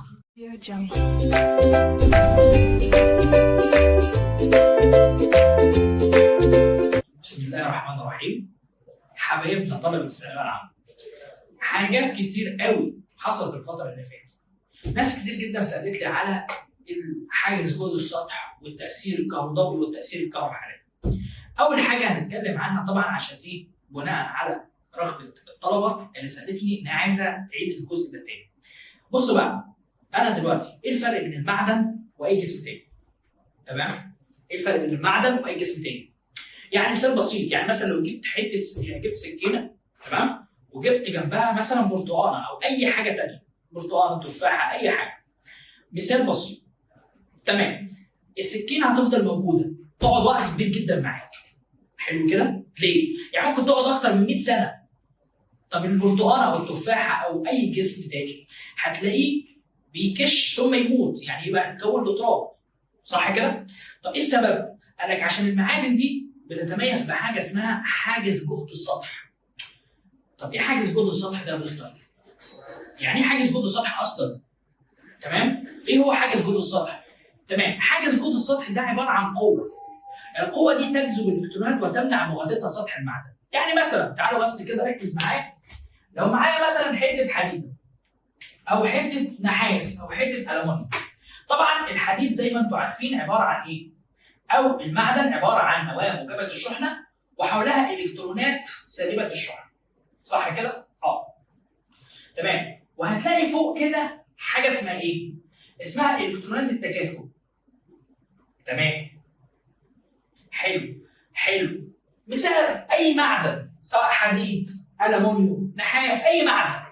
قال لك القوه النواه بتاعته بتتميز بحاجه اسمها ايه؟ حاجز جهد السطح. حاجز ايه؟ جهد السطح. طيب حاجز جهد السطح ده عباره عن ايه؟ هو اسمه غريب شويه، عاملها حاجز او حجازي اي حاجه. حاجز جهد السطح ده قوه، يبقى هو ايه؟ قوه، بس قوه جذب. جذب مين؟ قال لك النواه مع الالكترونات بتاعت ايه؟ الذره. طيب سؤال عشان الناس ما تتلخبطش فيها كتير. يعني الذره دلوقتي انا عندي الحديد مثلا. الحديد مش بيحتوي على الكترونات مفرده؟ او النحاس بيحتوي على الكترونات مفرده؟ قال لك الالكترون المفرد ده تمام ترك الذره بس ما سابش المعدن، هو موجود على السطح. تمام؟ بيراقب الجو. لو اي شحنه بيحاول ايه؟ بينقلها، يبقى بالتالي الحديد او النحاس بيوصل التيار الكهربي. وطبعا زي ما شرحنا في الفصل الاول ان المواد بتوصل التيار الكهربي دي اسمها موصلات، والمواد الثانيه اسمها عوازل اللي هي ما بتوصلش التيار الكهربي. وزي ما هناخد في الفصل الثامن اللي هو الفصل الثامن بيتكلم على ايه؟ على المواد اللي هي بين البنين اسمها اشباه الموصلات. تمام؟ حلو. صلي بينا على النبي بس الاول عليه الصلاه والسلام. يعني انا دلوقتي عندي قوه، القوه دي اسمها حاجز جهد السطح. ايه بقى القوه دي؟ هي قوه تجذب الكترونات وتمنع مغادرتها سطح المعدن. حلو. يعني من الاخر كده القوه دي هي اللي بتحافظ على المعدن وبتخليه بالشكل ده؟ يا مستر ده انا عندي الصينيه من ايام ما والدي اتجوز والدتي. ده الصينيه دي ما خشتش ليه؟ لانها بتتميز بان حاجه اسمها حاجز جهد السطح. صح؟ ده انا عندي معلقه ايام الفراعنه او مش عارف ايه، حته مثلا الاثار بتاع الفراعنه موجود زي ما هو، ما اخسش ليه؟ عشان بيتميز المعادن بحاجه اسمها حاجز جهد السطح. تمام؟ حاجز جهد السطح يبقى اتفق ان هي دي ايه؟ قوه. القوه دي تمام بتجذب الالكترونات وتمنع مغادرتها سطح المعدن. برافو عليك. طيب نخش بقى، انا عايز اتغلب على هذه القوه. طب ايه اللي هيحدث لما انا اتغلب على هذه القوه؟ بص بقى، لو تغلبت على هذه القوه انت خليت الالكترون يترك الذره. يجي وقت يقول لي ايه مستر معلش سؤال بسيط، ده ترك الذره يعني تولد تيار كهربي؟ ما التيار الكهربي ما هو الا الكترونات او شحنات. صح؟ حلو. يعني من الاخر كده يا مستر ان انا لو تغلبت على حاجز جهد السطح حولت تيار كهربي؟ طب التيار الكهربي ده ازاي؟ ايه المشكله؟ انا عايزه اتغلب على حاجز جهد السطح، اعمل ايه؟ قال لك تقدر تتغلب على حاجز جهد السطح بحاجتين. ايه هما؟ اول حاجه ان انت تدي لها طاقه حراريه، يعني تدي السطح ده المعدن ده طاقه حراريه، تسخنه. ايه اللي هيحصل؟ فلما تسخنه هتدي للالكترون طاقه حراريه، فالالكترون ايه؟ يترك الذره. الظاهره دي اسمها ظاهره الكهروحراري. تاني يبقى انا دلوقتي هسخن المعدن، هديله طاقه حراريه، هيتحول الى تيار كهربي، اسمها الظاهره الكهروحراريه. تمام؟ يبقى انا هتغلب على حاجز جهد السطح باستخدام ايه؟ الحراره. اسمها ايه دي؟ اسمها الظاهره الكهروضوئيه. تمام؟ طب مثال للظاهره الكهروضوئيه، قال لك انبوبه شعاع الكاثود اللي هو مين؟ السي ار تي. طيب ايه السي ار تي ده يا مستر؟ ده عباره عن جهاز بالشكل ده. تعال نرسمه. طبعا الرسمه مش عندك في الامتحان. تمام؟ انا هوريك بس مخطط بسيط ليه. قال لك الرسمه دي عباره عن ايه؟ عباره عن فتيل التسخين. وهنا الكاثود اللي هو مصدر الالكترونات. شبكه انود، كل حاجه لها ايه؟ لها وظيفه. طب الاول السي ار تي ده بيعمل ايه؟ قال لك يستخدم في اجهزه الايه؟ التلفزيون والكمبيوتر. يعني التلفزيون بس القديم. تمام. طب التلفزيونات اللي قدامنا دي اسمها تقنيه الليد LED اللي هو الديود. تمام، هناخدها في الفصل التاني. حلو. فانا دلوقتي سيادتك انا عايز اتغلب على حاجز جهد السطح. مين هنا مصدر الالكترونات؟ قال لك الكاثود. طب ايه اللي طالع من الكاثود ده؟ حاجه اسمها فتيله التسخين. فتيله. وتمام، يعني انا هسخن الفتيله، الكاثود هيسخن. ايوه. تمام. فلما يسخن الكاثود ده مش معدن يا مستر؟ الكاثود ده مش معدن؟ الكاثود ده سخن، هيطلع منه ايه؟ الكترونات. يقوم الشبكه دي تعمل على تنظيم حركه الالكترون. يعني عامله زي بالظبط عسكري المرور في الشارع، بتعمل على تنظيم حركه الالكترون. يبقى الالكترونات طلعت، تمام؟ تروح تعدي على الشبكه دي تعمل على تنظيم حركه الالكترون. فيجي هنا الانود ده قطب موجب، ما هو مصدر الالكترونات كلها هتيجي ناحيته. فوظيفه الانود ده بيعمل تيار من الالكترونات، يعني خليهم كانهم تيار واحد كده اهو. يعني بينظموها. يعني وظيفه ده حاجتين. اول حاجه ان هو مصدر الالكترونات، يعني ممكن نسميها المدفع الالكتروني. يعني هو بيدفع الالكترونات، بيخليها ناحيه. فانت عشان الالكترون سالب فانت لازم تخليه يروح لحاجه موجبه. تمام، يعني ناحيه. عشان كده حطينا الانود هنا. تمام، حلو قوي. يبقى اول هسخن الفتيله، هتنطلق الالكترونات تتجه ناحيه الانود، لان الالكترونات سالبه الشحنه فتروح ناحيه الانود اللي هو مين؟ اللي هو موجب موجب الشحنه. حلو، برافو عليك.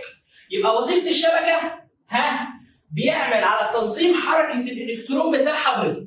تمام. انا دلوقتي كونت تيار الالكترونات، فانا لو مش تيار الالكترونات هيجي عند النقطه دي. الله، يعني هنا بالتالي ان الشاشه مش هتنور غير الحته دي. لا، انا مش عايز كده. فهنا هحط حاجه اسمها الواح اكس وواي. طبعا الالواح بتبقى متعامده كده. الالواح ده عباره عن مجالات كهربيه ومغناطيسيه. مستر، ما احنا خدنا السنه اللي فاتت في ثانيه ثانوي ان الالكترون له مجال كهربي ومجال مغناطيسي. تمام، يعني انت هنا بتعمل عمليه انحراف. ايوه، برافو عليك، انحراف الالكترونات. يعني انت كده كانك بالظبط بتوجه الالكترونات لناحيه معينه. طب تمام، وظيفه الالواح دي بتعمل توجيه الالكترونات، يعني بتنظم الالكترونات، بتخلي الالكترونات تتجه ناحيه مين؟ الشاشه. فبالتالي كل نقطه في الشاشه كل نقطه في الشاشه يروح لها الكترونات. الشاشه دي يبقى دلوقتي انا قسمت حاجتين، المدفع ونظام توجيه الالكترونات. طب بالنسبه للاخ ده ايه الطويل ده؟ قال لك دي حاجه اسمها الشاشه الفلوروسيه. شاشه من الفلوروسنت. الشاشه دي لما يسقط عليها اي ضوء بتنور، اي الكترون بتنور، بتحدث وميض. طب انا دلوقتي مثال بسيط، واحنا زمان واحنا صغيرين لما كنا بنروح لتيتا او الحاجه كده او جدتنا، كنا بنروح يا جماعه نلاقي التلفزيون القديم بتاعها، صح؟ فيجي محمدين مثلا او محمد يروح ساحب الاريال بتاع التلفزيون. ايه اللي بيحصل؟ بتتفرجوا على فيلم النمل. هو مش فيلم النمل، تمام؟ هو عباره عن الكترونات بتصطدم بالشاشه، صح؟ هو مش نمل، الشاشه منمله مبكسله، لا، مش معنى كده. ده معناها ان الالكترونات هنا اصطدمت بالشاشه بس ما كانتش حامله اي اشاره. تمام؟ حلو قوي. يعني من الاخر كده يا مستر، تمام، ان شاشه الفلوروسنت دي هي شاشه لما يسقط عليها الضوء بتحدث وميض. حلو، ماشي، نورنا الجزء ده. هل الالكترونات بترجع تاني؟ سؤال حلو. هل الالكترونات بترجع تاني؟ يا جماعه اي شاشه فلوروسيه فيها مستحلب من الكربون. مستحلب الكربون ده بيرجع الالكترونات تاني عشان يعاد تدويرها تاني. فالانبوبه دي تقعد معايا وقت كبير قوي. تمام، يبقى شاشه الفلوروسنت دي شاشه هيسقط عليها الضوء. تمام، عندي اي اشاره. الاشاره طبعا زي ما انتم عارفين اشاره عباره عن صوت وصوره. فلما الصوت والصوره هتظهر على الشاشه عندك، يبقى في صوت وصوره، فاحنا بندخل الصوت والصوره فنشوفها قدامنا. فبتتفرج على فيلم، تتفرج على مسلسل زي ما حضرتك بتحب في التلفزيون القديم ده. حلو. طب دلوقتي النوع السؤال ايه؟ السؤال هنا بقى انت بتعمل ايه؟ انا اديت فرق جهد، صح؟ الفرق جهد ده هيديك ايه؟ هيديني ان الالكترونات هتتحرك بسرعه. حلو، يعني معنى ذلك ان فرق الجهد هيتناسب طردي مع مين؟ برافو عليكم، مع سرعه الالكترون بس مربع. يلا بقى السؤال هيجي لك ازاي في الامتحان؟ تمام؟ السؤال سيادتك هيجي لك في الامتحان هنقول اي في هتساوي نص ام في تربيع. تمام؟ اي في هيساوي نص ام في تربيع، فانت هنا ممكن يقول لك ماذا يحدث لو زودت السرعه للضعف او زودت فرق الجهد للضعف، ايه اللي هيحصل ايه؟ للسرعه. حلو، طب تعالى هنا بقى ماذا يحدث لو انا شلت الاكس والواي دول؟ ماذا يحدث؟ السؤال في الامتحان هيجي لك ماذا يحدث لو شلت الاكس والواي؟ قال لك الالكترونات لا تمسح الشاشه بالكامل، بالتالي هيظهر نقط بس، هتتركز الالكترونات كلها على نقطه معينه. في اي مشكله في ده؟ بس طيب سؤال تاني، لو انا اديت فرق جهد ايه اللي يحصل للسرعه؟ لو اديت فرق جهد السرعه ايه؟ تزيد او تقل؟ طبعا السرعه بتتناسب طرديا مع جذر الفي، فبالتالي انا عايز ازود السرعه للضعف، يبقى لازم ازود ايه؟ احط السي ار تي. طب السؤال هنا بقى يجي لك ازاي سؤال في الامتحان؟ تمام؟ السؤال في الامتحان لو شلت ده ايه اللي يحصل؟